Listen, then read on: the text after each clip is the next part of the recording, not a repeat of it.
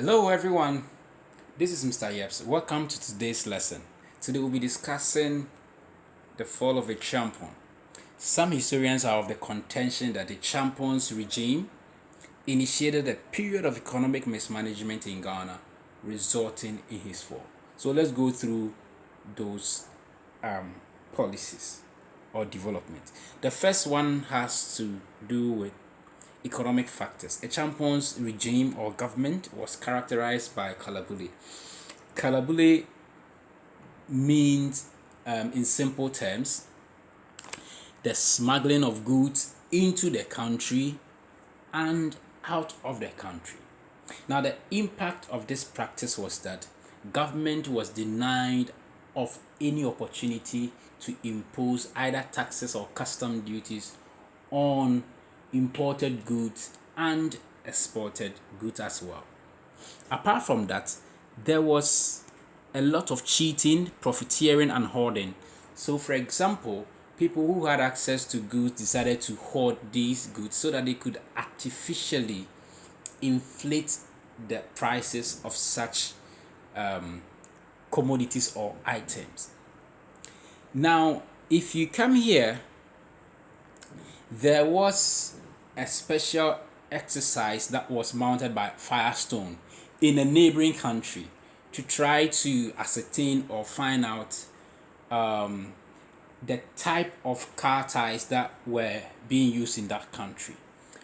And they looked at 200 vehicles and they found out that 170 of those vehicles in that country used smuggled made in Ghana tires. So this was a remarkable finding, which suggests that about 170 of these vehicles used smuggled tires that were made in Ghana, in that country. But the problem is that the government of Ghana even didn't know about these products that were being sent to that country. And for that matter, the government couldn't make any money from those goods that were smuggled outside the country. Now let's continue.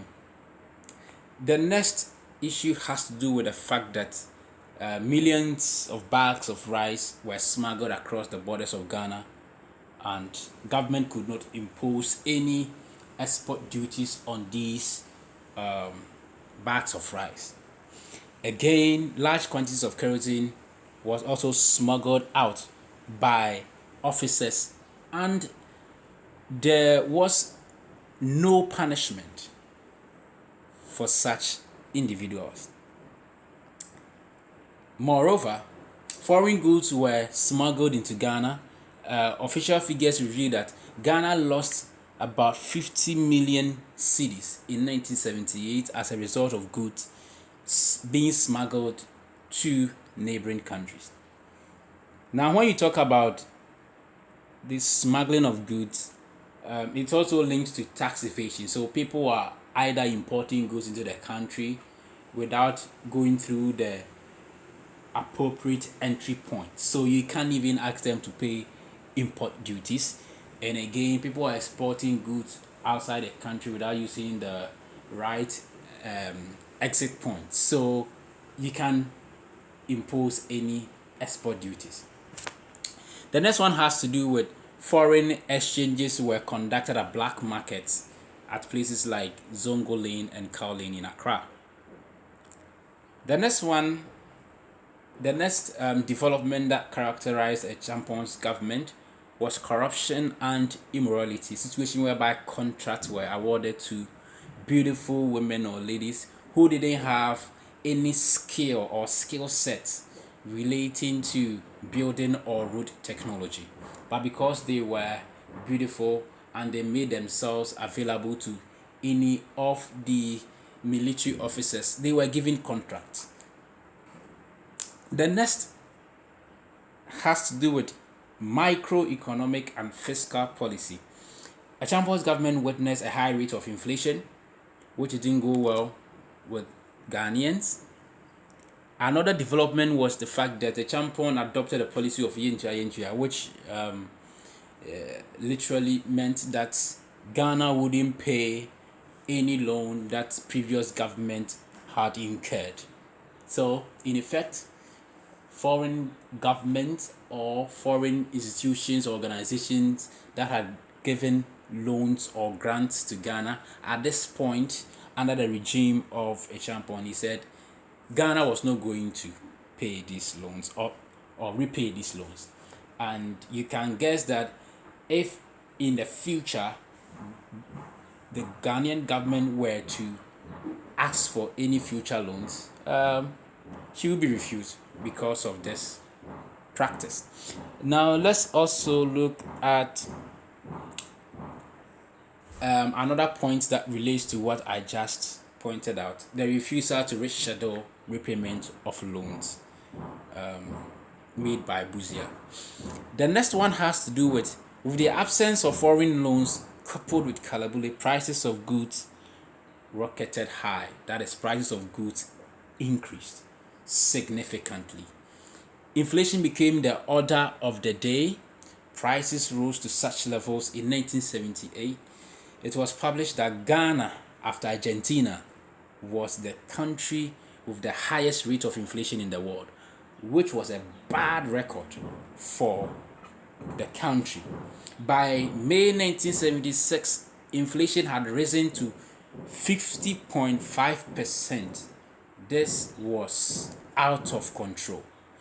The next one has to do with the fact that there was lack of essential services, and there was what we call a cheat system, which was used to give certain individuals access to import goods into the country. Now, let's continue. So these goods were essential goods that were supposed to be made available to everyone, but not everyone could lay their hands on these goods. These goods included sugar, milk, flour, rice, fish, meat. They became very scarce, and not many people could have access to them.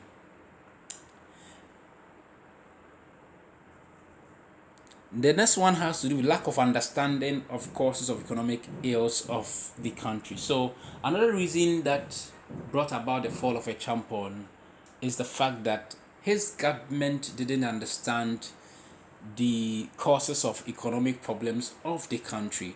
And there's a case study over here, and it says that when, for example, a drought hit the country in 1975-76 year, Acheampong could not solve the problem by providing more irrigation projects. When Acheampong was confronted during the drought, he sarcastically responded by saying that he was not God to cause rain to fall. So these were some of those developments under his government. Again, Acheampong's government refused to meet the demands of farmers for better prices. Farmers had increased rice production, and the prices were not really encouraging. So they were asking for better prices, but the government could not provide better prices for them. Again, the government did not provide equipment and inputs, and there was a blatant refusal of Acheampong to provide irrigation as well for these farmers. And in the following years, there was a significant drop in rice production, and there was a period of starvation in Ghana from 1975 to 76. Now, having looked at the economic factors, let's proceed to social factors. Now, the first social factor has to do with social anarchy. There were strikes everywhere and every time. That is, strikes were a common practice. It increased significantly from 8 in 1974 to 23 in 1978. The most serious of these strikes included the Ghana Registered Nurses in 1978, then one by the Ghana Oil Refinery, which took place for 11 days.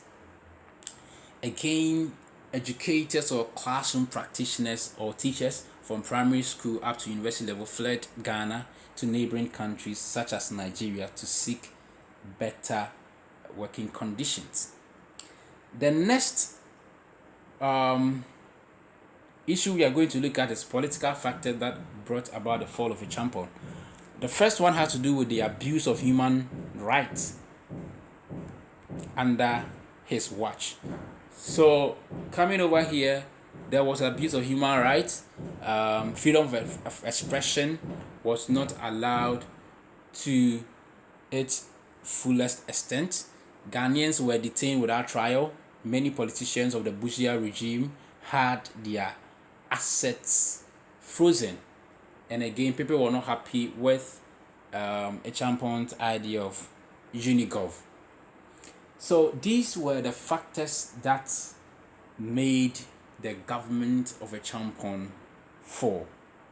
So in effect, we have gone through the reasons why Acheampong's government, that is Supreme Military Council 1, fell.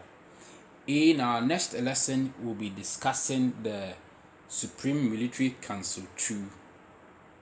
Thank you for staying with me through this lesson. See you next time.